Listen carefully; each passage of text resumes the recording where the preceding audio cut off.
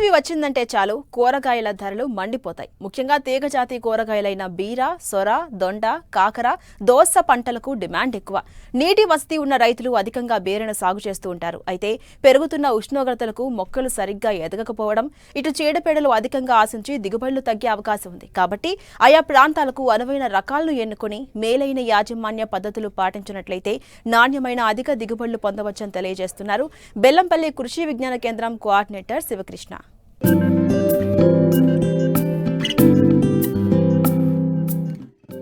బీర తక్కువ సమయంలోనే పంట చేతికందుతుంది. పందిరి విధానంలో మేలైన యాజమాన్య పద్ధతులు పాటిస్తే అధిక దిగుబడులు పొందవచ్చు.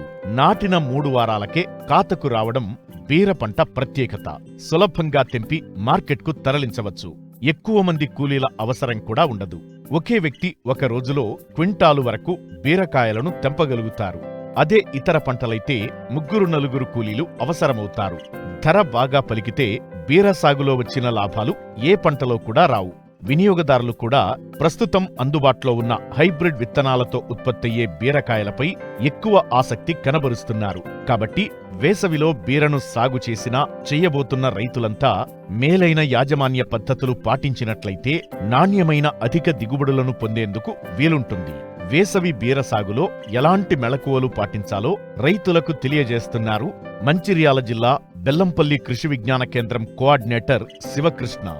మనం ప్రస్తుతం చూసుకున్నట్లయితే బీర సాగు, అలాగే బీరలో తీసుకోవాల్సిన జాగ్రత్తలు, వాటి గురించి మనము తెలుసుకుందాము. అందులో ముఖ్యంగా పందిరి కూరగాయల సాగు మన రాష్ట్రంలో విరివిగా రైతులు సాగు చేస్తూ ఉంటారు.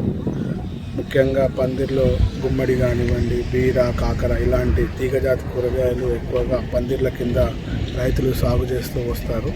అందులో ముఖ్యంగా మనం బీర సాగును చూసుకున్నట్లయితే బీర మనకు అన్ని నేలల్లో అనుకూలమైనది.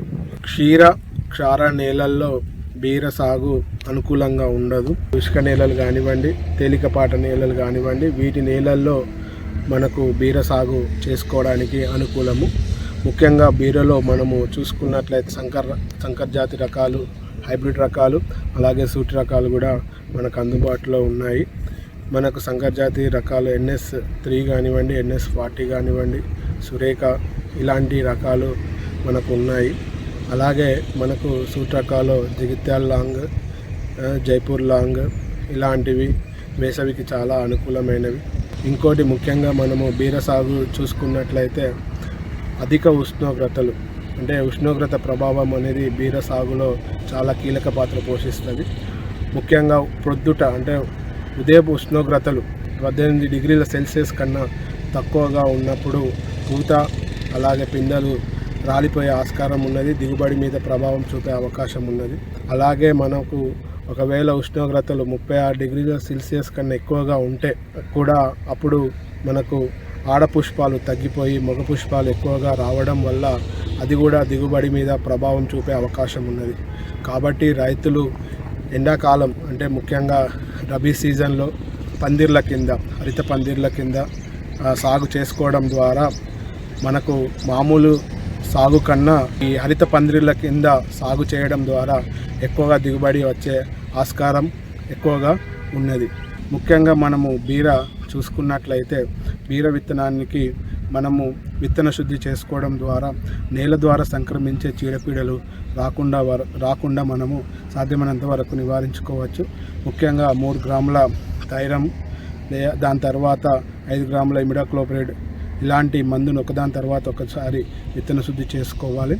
దాంతో పాటుగా మనము 100 గ్రాముల విత్తనానికి మనం 2 గ్రాముల ట్రైకోడర్మా విరిడే కూడా కలుపుకోవడం ద్వారా ఎక్కువగా నేల ద్వారా సంక్రమించే వ్యాధులు ఏదైతే ఉన్నాయో కూడా వాటిని సమర్థవంతంగా ఎదుర్కొనే అవకాశం ఉంటుంది. దాంతో పాటుగా ఎక్కువగా మనము లోదుక్కులు చేసుకోవడం ద్వారా కూడా నేల ద్వారా సంక్రమించే వ్యాధులను కూడా మనం సాధ్యమైనంత వరకు తగ్గించుకున్న వాళ్ళము అవుతాము.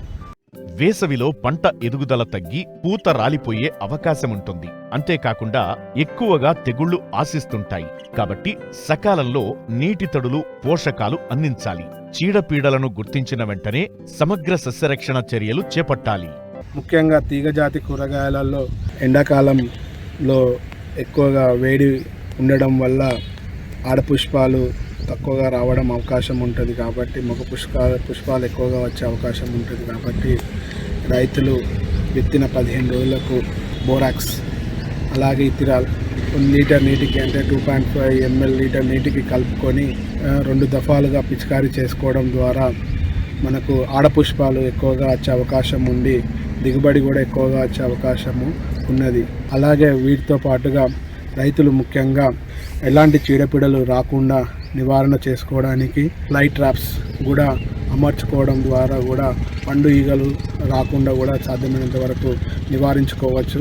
అలాగే పోషక విలువలు కూడా మొక్కకు చాలా అవసరము కాబట్టి రైతులు యూరియా, DAP, పొటాష్ అంటే ముఖ్యంగా మనకు భాస్వరం 30 నుంచి 40 కేజీల భాస్వరం ఇచ్చే ఎరువులను అలాగే 16 నుంచి 12 కేజీల పొటాష్ ఇచ్చే ఎరువులను మనకు వేసుకోవాలి.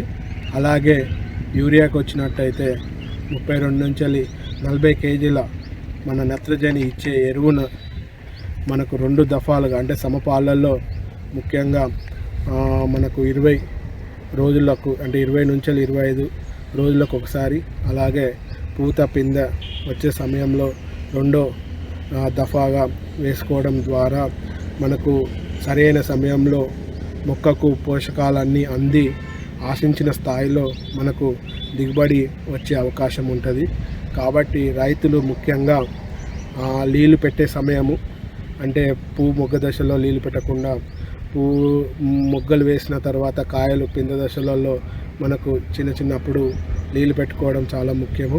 ఇంకోటి ఏంటంటే పందిర్లలో ఎక్కువగా మనము కూరగాయలు పెంచుకోవడం ద్వారా బీరకాయ కానీ మిగతా ఏదైనా కూడా తీగజాతి కూరగాయలు ఎక్కువగా మన బీరకాయలు వడి తిరగకుండా సమానంగా మంచిగా పెరుగుతాయి.